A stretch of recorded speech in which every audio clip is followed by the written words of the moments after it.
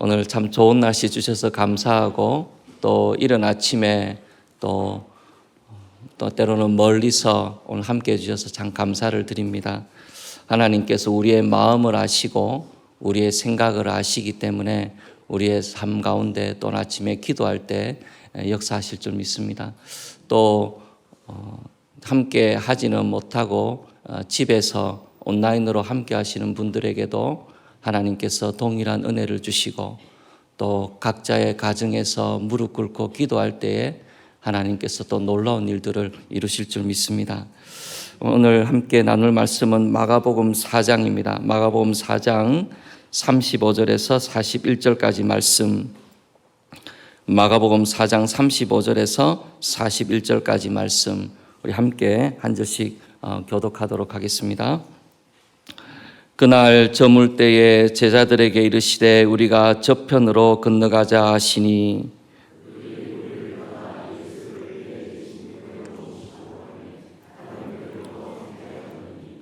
큰 광풍이 일어나며 물결이 배에 부딪혀 들어와 배에 가득하게 되었더라.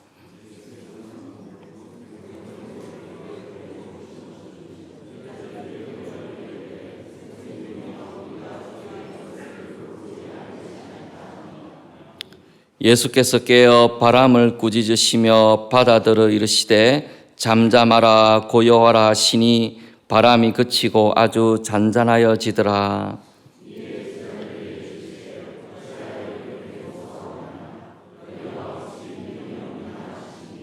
그들이 심히 두려워하여 서로 말하되 그가 누구이기에 바람과 바다도 순종하는가 하였더라.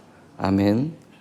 오늘 아침에는 갈릴리 호숫가에서 있었던 한 일을 함께 살펴보기를 원합니다.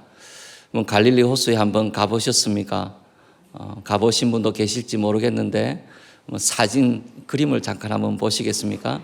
갈릴리 호수가 이렇게 생겼습니다.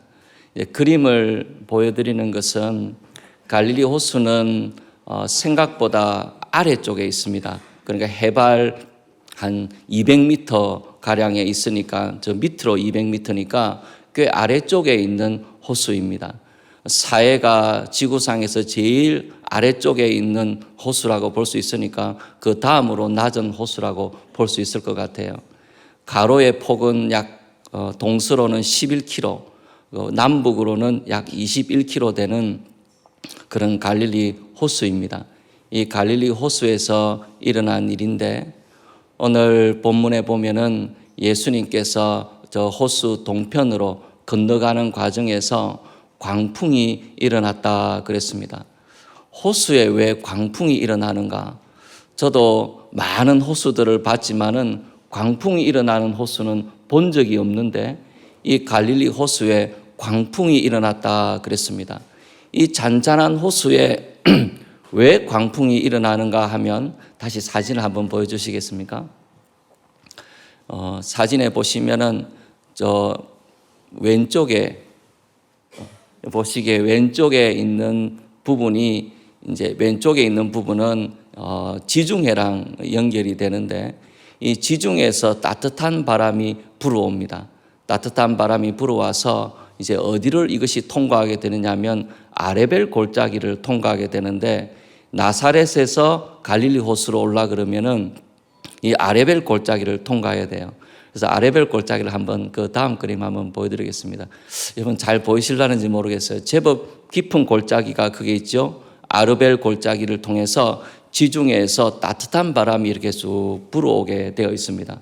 이게 골짜기가 깊기 때문에 제법 바람이 불어올 수가 있습니다. 다시 갈릴리 호수 그림을 한번 다시 보여주시겠습니까?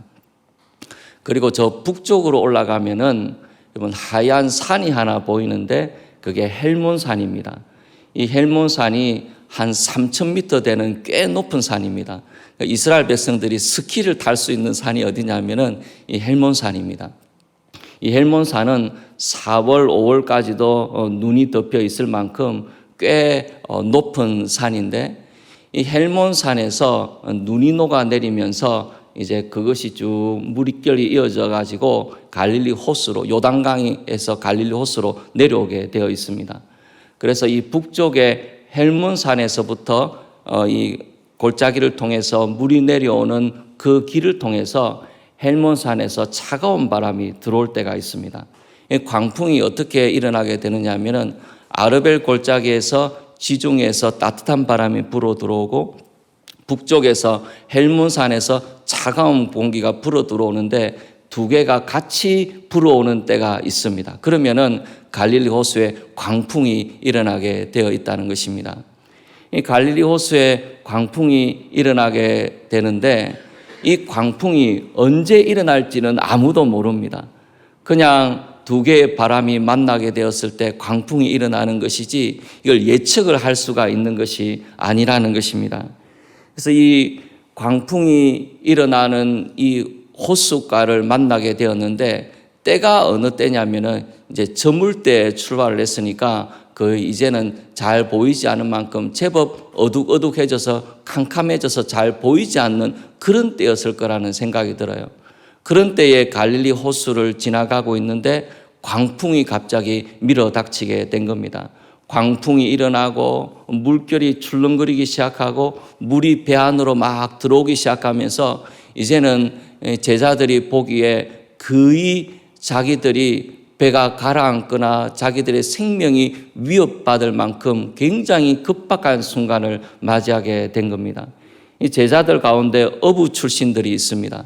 그래서 어부 출신들은 갈릴리 호수에서 잔뼈가 굵은 사람들이에요. 웬만한 것은 경험을 한 사람들인데 이 사람들이 그 광풍이 몰아치는 그리고 밤이 되어서 잘 보이지 않는 그런 때에 갈릴리 호숫가에서 어려움을 당하고 너무나 두려워하고 있는 바로 그때를 이야기를 하고 있는 겁니다. 여러분 혹시 바람이 많이 불어치는 그때에 배를 한번 타본 적이 있습니까? 저도 그런 적은 잘 없는데 제가 부산에 있을 때 가덕도 가는 배를 한번 탄 적이 있는데 제법 바람이 많이 불어가지고 배가 뜨느냐 못 뜨느냐 막 그런 때에서 배를 한번 탄 적이 있어요. 얼마나 그게 무섭든지 바람 부는 바다에서 이게 바람이 물결이 출렁거리는데 배가 거기에 있으면 아주 무섭고 두렵습니다. 그런데 이 갈릴리 호수에서 배가 한번 발견된 적이 있는데 1986년에 아주 가물을 때 옛날에 가라앉은 배가 이제 발견된 적이 있는데 배가 그리 크질 않아요. 한 15명 정도 되는 사이즈의 배인데 그 배가 아마 예수님 당시의 배라고 짐작이 되는데 제자들이 타고 있는 배도 그리 큰 배가 아니고 그런 자그마한 배 15명 정도가 탈 수 있는 그 정도 배를 타고 갈릴리 호수를 건너갔을 것이라 그렇게 짐작이 됩니다. 그런 배에 풍랑이 크게 일어가지고 거의 죽게 되었다고 느껴질 만큼 두려움 속에서 휩싸이게 되었던 것이 오늘 있었던 사건의 배경이 되는 것입니다. 이 풍랑이 있는 갈릴리 호수는 우리 인생과 굉장히 비슷한데 우리 인생도 언제 무슨 일을 만날지 모르는 것이 우리의 인생이지 않습니까? 우리가 갈릴리 호수에 어느 날 강풍이 몰아닥치는 것처럼 우리의 인생에도 우리의 뜻대로 되지 않는 인생이기 때문에 무슨 일이 일어날지 알지 못하다가 갑자기 불어닥치는 광풍 때문에 우리의 인생이 흔들리고 우리가 불안해하고 두려워하는 그때를 우리 인생 가운데서 자주 경험하게 되는데 이 광풍이 있는 갈릴리 호수가 바로 그런 우리의 인생과 매우 닮아 있다는 생각이 듭니다. 그런데 갈릴리 호수에서 광풍이 일어나게 되었을 때에 오늘 본문에 보면 제자들이 살겠다고 얼마나 노력했는지 몰라요. 아마 있는 힘을 다해서 물을 퍼내고 하여튼 어부들로서 할 수 있는 것은 최선을 다하면서 한번 이 위기를 극복하기 위해서 정말 노력했을 것입니다. 이 제자들의 모습이 있고 또 한편으로는 예수님께서 배 뒤편에서 주무시는 모습이 나옵니다. 여러분 신약 성경에 예수님이 주무시는 것이 딱 한 번 기록이 되어 있는데 오늘 이때 주무시는 것이 기록이 되어 있습니다.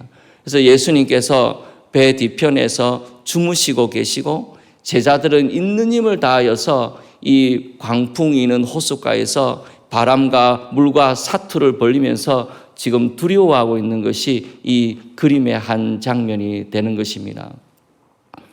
이 예수님께서는 광풍이 있는 호숫가에서 주무셨다 그랬는데 그만큼 예수님의 사역은 피곤하고 힘든 것이 예수님의 사역이지 않았는가? 어떻게 광풍이 있는 호숫가에서 주무실 수가 있겠는가? 그만큼 예수님의 사역이 힘들었다는 것도 이야기가 되어지고 또 한편으로는 예수님께서는 그 광풍이 있는 바닷가 호숫가에서 정말로 평안을 누리시면서 주무실 수 있었다는 것입니다.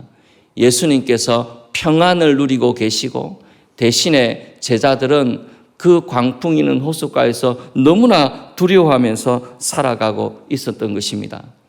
그러면 이 제자들이 이 광풍 있는 호수에서 어떤 반응을 보였느냐 하면은 이 제자들이 반응을 보인 첫 번째는 예수님을 보면서 원망하는 것이었습니다. 예수님, 왜 우리를 돌아보지 않으십니까? 이렇게 우리가 죽게 되었는데 왜 예수님께서는 우리를 돌아보시지 않습니까? 제자들은 원망하는 마음이 많았더랬습니다. 이 여행이 어떻게 시작이 된 겁니까? 예수님께서 건너가자고 하셨어요. 예수님께서 저쪽으로 건너가자 하셔가지고 제자들은 예수님의 명령에 따라 순종해서 지금 가고 있는 겁니다. 그런데 광풍이 일어나서 지금 자기들이 죽게 되었으니까 근데 우리가 순종해서 예수님 명령을 따라서 지금 가고 있는데 광풍을 만났고 이제는 죽게 될 지경이 되었는데 왜 예수님께서는 우리를 돌아보지 않으십니까? 그것이 제자들의 반응이었던 겁니다. 우리도 그와 같은 반응을 할 때가 많지 않습니까? 하나님 왜 저에게 이렇게 하십니까? 왜 저를 돌아보지 않습니까? 이런 어려움을 당하고 힘든 시간을 보내고 있는데 도대체 우리 주님은 어디에 계시는 것입니까? 왜 나를 돌아보지 않으십니까? 그것이 우리의 반응이기도 하지만은 제자들의 반응이기도 했다는 것입니다. 제자들의 또 다른 반응은 무엇이었냐면 두려워하는 것이었는데 이 풍랑이 있는 이 호수에서 죽음이 자기의 눈앞에 닥치게 되었을 때 너무나 두려워하고 그 죽음 앞에서 어찌할 줄 모르는 것이 제자들의 모습이었다는 겁니다. 죽게 되었다는 것. 이 위기가 너무나 두렵게 느껴져서 이 위기 앞에서 어찌할 줄 모르는 것이 제자들의 모습이었다는 것입니다. 그런데 우리 주님께서는 그런 제자들과는 다르게 평강을 누리고 계셨습니다. 예수님께서는 왜 평강을 누리고 계셨습니까? 예수님이 하나님이시니까 능력이 많으시니까 두려워할 필요가 없다 그렇게 생각할 수도 있지만은 예수님께서는 자기의 인생을 하나님께 맡겼기 때문입니다. 하나님께 맡겼기 때문에 예수님께서는 그 가운데서 평강을 누리실 수가 있게 되었던 것이죠. 예수님께서 제자들이 아우성 소리에 잠을 깨시면서 예수님이 하시는 일은 그 풍랑을 잠잠케 하시는 것이었습니다. 바람을 향해서 명령을 내리시고 풍랑을 향해서 명령을 내리시고 물결을 향해서 명령을 내리시게 되었을 때 이 바람이 잠잠해지고 물결이 잔잔해지는 놀라운 일이 예수님의 권세 아래서 있게 되었던 것입니다. 저는 오늘 아침에 한 가지를 말씀을 드리려고 합니다. 이 제자들이 풍랑이 있는 호숫가에서 심히 두려워하고 어찌할 줄 모르면서 지금 두려워하고 있는데 예수 그리스도께서 그 배 가운데 타고 계셨다는 것입니다.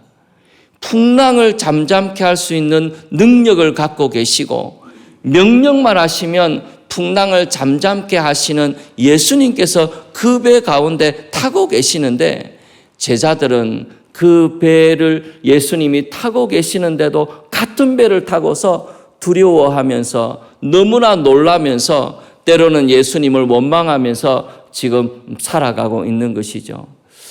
여러분, 우리가 살아가고 있는 삶 가운데서 예수님께서 우리가 타고 있는 배 가운데 타고 계시는데 그 예수님이 타고 계시는 배를 타고 있으면서도 두려워하고 있는 제자들의 그 모습이 얼마나 우리의 모습과 닮아 있는지 모릅니다. 여러분, 우리의 인생을 배를 타고 가다 보면은 잘 될 때도 있고 빨리 나갈 때도 있고 풍랑을 만날 때도 있지 않습니까? 잘 될 때도 있고 못 될 때도 있고, 때로는 시험을 잘 칠 수도 있고 못 칠 수도 있고, 여러 가지 일들을 만나게 되는데, 여러분 중요한 것은 우리의 인생의 배에 누가 타고 계시는가, 그것이 중요한 것입니다. 만약에 예수님께서 내 인생의 배에 타고 계시다 그러면, 풍랑을 잠잠케 하실 수 있는 예수님께서 내 배에 타고 계시다 그러면은, 풍랑을 만나든 앞으로 잘 나가든 다른 어려움을 겪든 사실은 두려워할 이유가 없지 않습니까? 예수님이 내 배에 타고 계시는데, 예수님이 내 인생의 배에 타고 계시는데 두려워할 이유가 무엇입니까? 그래서 우리가 갖게 되는 참 큰 영적인 전투는 무엇이냐면은, 우리가 풍랑이 있는 호숫가에 서 있는 것처럼 여러 가지 일들을 만나게 되는데, 우리가 풍랑을 바라볼 것인가, 아니면 내 배에 타고 계신 예수님을 바라볼 것인가, 그것이 우리에게 얼마나 큰 영적인 전투인지 모릅니다. 우리가 살아가는 삶에 풍랑을 만나지 않을 수는 없어요. 우리가 살아가는 인생의 배에 풍랑이 없을 수가 없습니다. 그런데 풍랑이 있는 그 호숫가에서 내 배에 타고 계신 예수님을 볼 것인지, 아니면 풍랑이 일게 하는 그 광풍을 볼 것인지, 그것이 우리에게 있는 중요한 영적인 전투죠. 우리의 눈을 어디에 둘 것인가, 그것이 중요한 것입니다. 만약에 내가 타고 가는 배에 예수님이 계시지 않는다면 그것은 참 위험한 일입니다. 그 배가 아무리 잘 나가든지 그것은 결국은 파멸로 가는 인생의 길이기 때문에, 예수님이 안 계시다면 그보다 더 큰 문제는 없는 겁니다. 그런데 예수님이 타고 계시는데 우리가 두려워하고 있는 그 모습은, 꼭 제자들이 광풍이 있는 그 호수에서 예수님이 타고 계시고 지금 옆에 계시는데도 두려워하고 떨고 원망하고 있는 제자들의 모습과 별로 다를 바가 없다는 것이죠. 우리가 인생의 배를 타고 가면서 예수님께서 우리 가운데 계시다는 것, 그것을 기억하고 예수님을 바라볼 수 있는 그런 눈이 있다면, 영적인 눈이 있다면 얼마나 놀라운 일이 우리 인생 가운데 일어나겠습니까? 어떤 분은 이렇게 말씀하실지 모릅니다. 목사님, 그래도 제자들은 예수님이 옆에 계셨지 않습니까? 우리는 예수님이 옆에 없지 않습니까? 그렇게 말씀하실 분이 계실지도 모르겠어요. 그런데 우리에게는 예수님이 옆에 계시지 않는 것처럼 보여도 예수님께서는 우리에게 약속을 주셨지 않습니까? 마태복음 28장 20절에 보시면은, 내가 너에게 분부한 모든 것을 가르쳐 지키게 하라. 볼지어다 내가 세상 끝날까지 너희와 항상 함께 있으리라 하시니라. 이 중에 일제 때 신사참배 때문에 옥중에 있는 성도들이 사랑했던 성경 구절이라 그래요. 내가 세상 끝날까지 너희와 항상 함께 있으리라 우리 주님께서 약속해 주셨다는 것입니다. 에베소서 3장 17절 말씀해 보시면, 믿음으로 말미암아 그리스도께서 너희 마음에 계시게 하시었고 너희가 사랑 가운데서 뿌리가 박히고 터가 굳어져서 그랬습니다. 믿음으로 말미암아 그리스도께서 너희 마음에 계시게 하시었고, 믿음으로 우리 주 예수 그리스도께서 우리 마음에 계신다 그랬습니다. 우리가 풍랑 때문에 주님이 가까이 계시는 것을 자주 잊어버려서 그렇지, 주님께서는 우리를 떠나지 않겠다고 약속하셨고 우리 마음에 계신다 그랬습니다. 성령으로 말미암아 이런 일이 우리에게 있는 것입니다. 그래서 우리가 무엇을 붙잡고 살 것인가, 무엇을 보고 살 것인가, 풍랑이 자주 있는 인생의 배를 타고 가는 우리에게 하나님이 말씀하시는 것입니다. 저는 풍랑이 있는 배에 예수님이 타고 가시는데도 제자들이 두려워하고 있는 것을 우리가 그림으로 본다면 얼마나 어리석습니까? 아니, 예수님이 타고 계시는데, 주님이 말씀만 하시면 풍랑이 잠잠해지는데, 그 예수님이 타고 계시는데 불안하고 두려워하다니 어떻게 이럴 수가 있는가? 우리가 어리석게 생각할지 모르지만은 그 어리석음이 때로는 우리의 어리석음이 될 때가 얼마나 많은지요. 오늘 이제 같이 기도하면서 또 한 주간 같이 기도하면서 풍랑이 있는 호수에 우리가 있을지 몰라도 우리 예수께서 거기 계시는 것을 알고 마음의 평강을 얻고 소망을 얻기를 간절히 원합니다. 우리 인생의 가장 중요한 것은 여러 가지 일들을 만날 수가 있지만은 예수님께서 나와 함께 하신다는 것입니다. 예수님께서 내 배에 타고 계시다는 겁니다. 누가 내 배에 타고 있는가? 그것이 어쩌면 우리 인생의 제일 중요한 질문일 것 같아요. 그 예수님께서 우리 삶 가운데 계시는 줄 알고 하나님 앞에 소망 가운데 기도하기를 원하고, 오늘 아침에도 여러 가지 제목이 이제 앞으로 주어지겠지만은 개인적으로도 기도하시고 또 교회를 위해서도 기도해 주시고 하나님 앞에 나아가는 참 복된 시간이 우리 모두에게 있기를 소원합니다. 우리 기도 드리시겠습니다.